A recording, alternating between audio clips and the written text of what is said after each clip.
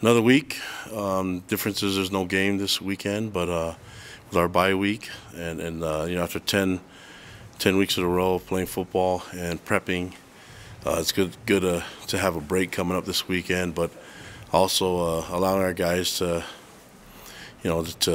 heal up. I mean, we've had a number of injuries, but allowing the players to get to close to 100% will be key for us before we finish this our home schedule by playing Utah Tech and having it be our senior game. We want to. I've mentioned this before. We want to win and send them out the right way. And so a lot to play for this next game, but also need to make some improvement. Keep working on fundamentals. Keep working on our scheme and keep teaching our guys technique. So that's going to be the focus, is finding ways to get better during the bye week as well as getting healthy, and then giving them a little bit of time off. But the goal is to get better, and so that's regardless of the outcome of the game. Our job is to keep progressing and keep getting better as a team and keep growing closer together. It's easier to do that when you can confirm it with wins, but I'm really proud of the guys throughout the whole entire 10 weeks, playing hard, sticking together, and loving each other, and keep that progress going. So obviously we wish the record was different, but we're looking forward to extending the season and getting this win. So early start on Utah Tech and getting ready for that game to be bowl eligible next week. So that's the focus. Any questions you guys have? We'll take first question from Mitch Harper. Kalani, you mentioned improving the health this week. Just let's start there. Are any of the injuries to Kingsley, Chris Brooks, Wilgard, Tooley, or Mandel, are they season-ending?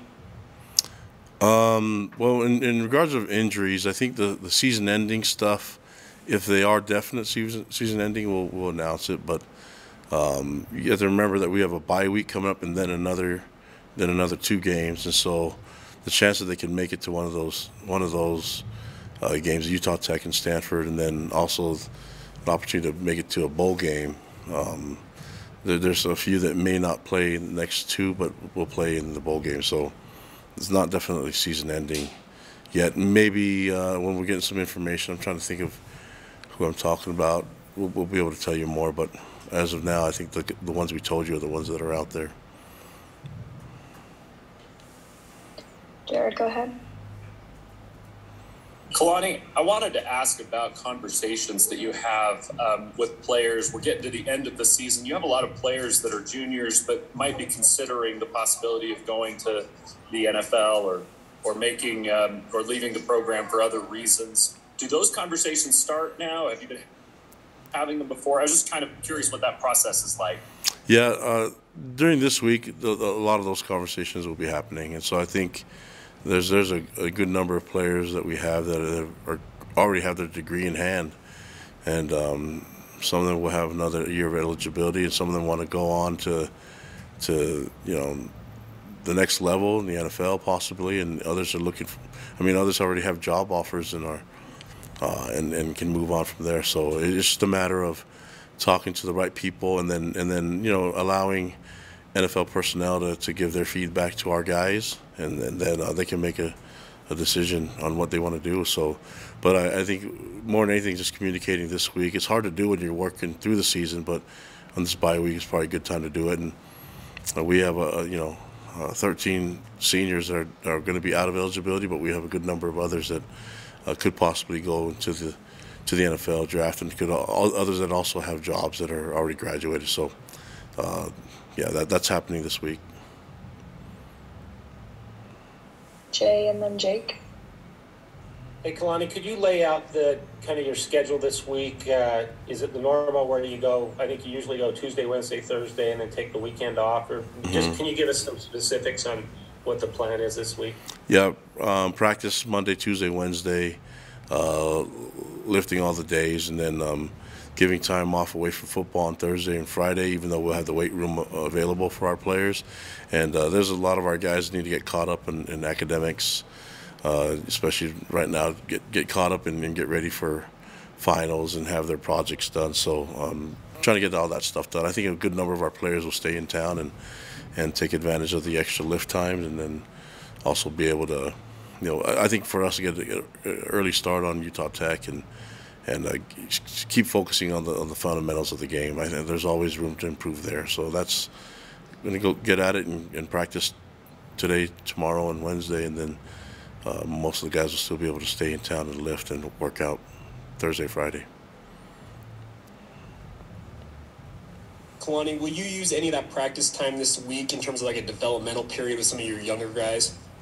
Yeah, the focus will be a lot on them, and now we're in the moment where the players that are being redshirted could play, and so trying to get them caught up in everything, have a role, whether it's giving some of them a role in defensive depth and allowing them to compete for that, and then also getting them involved in special teams. So that's going to be the primary focus in these 3 practices. Also with the guys that are traveling, the guys that are starting, giving them some. There's some things to still improve on. So we want to make sure that we're still working. You don't get things done by just resting. So the rest will come later. We just keep working. Mitch and then Jake. How much of the bye week, Kalani, is focused on recruiting for you and the rest of the coaching staff? Yeah, I mean recruiting is an everyday thing. So you're always constantly working on developing and even recruiting your own players to giving them the right information. We talked about giving the right information, make sure guys know what's ahead of them, whether they decide to enter the draft now or later. And so in terms of recruiting, you got to recruit your team first, and then you got to be able to work your numbers. We have a good number of players that are gray shirting that have returned from missions, and so we have a good group that are coming in, but also want to make sure that we retain the best as well, and that we give them. I mean, some guys are running on fumes, and this is kind of it for them. They know it, and we want to make sure that let them know how much we value them, but also keep working towards the future as well.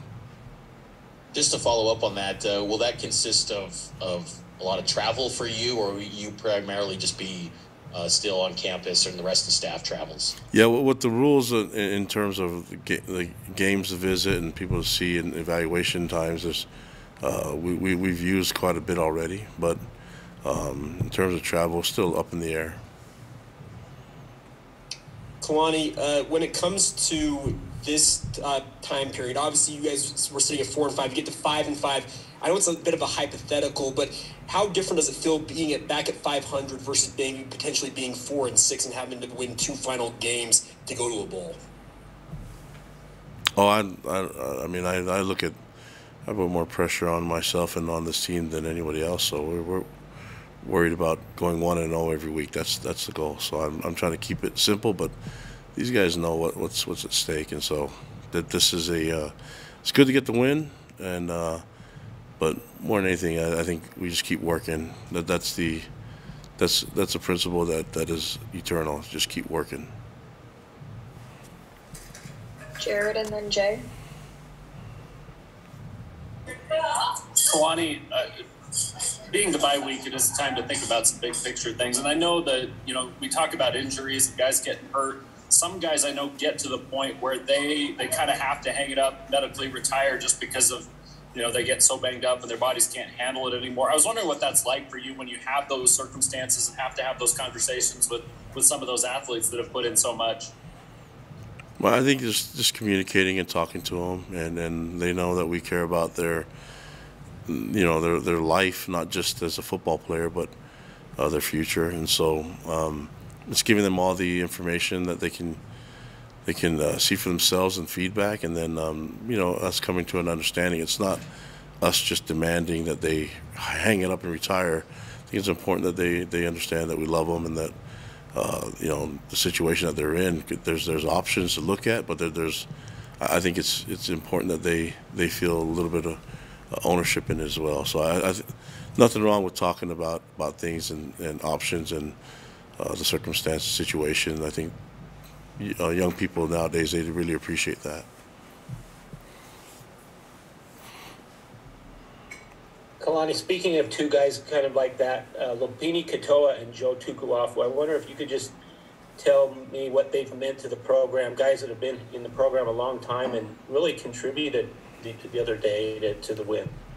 Yeah, and you look at the situation that they were in last year, Jay. You know, they were in a position where they could have easily, you know, just said, "Hey, we're done, moving on," and had to consider coming back and playing the last year of eligibility.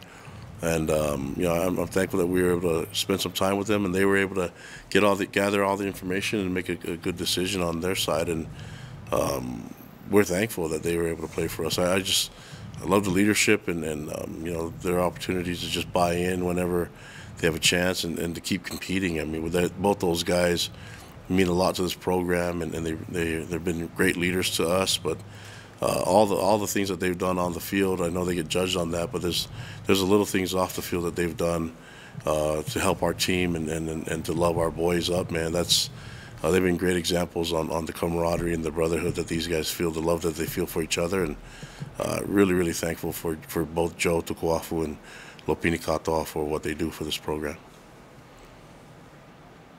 We'll take last question from Mitch Harper. Kalani, I just wanted to ask you, I mean, you've always said that you grew up a BYU fan, so I'm curious, where do you think that Puka Nacua catch against Boise stacks among the great catches in BYU history from your vantage point? Oh, man, I might be biased, but Puka's got so many catches that are unbelievable. The people ask me what's different about him. He just practices really hard, and so he makes crazy catches all over the place. And I mean, our wide receivers do that quite often. So I don't. It doesn't surprise me the catches that he makes, but I think there's probably a bunch of catches that we have on film and practice that could outdo that one too. So, but I mean, we have playmakers all over the place. I just thankful that he got that toe in. Thanks so much, Coach. All right, guys, take care.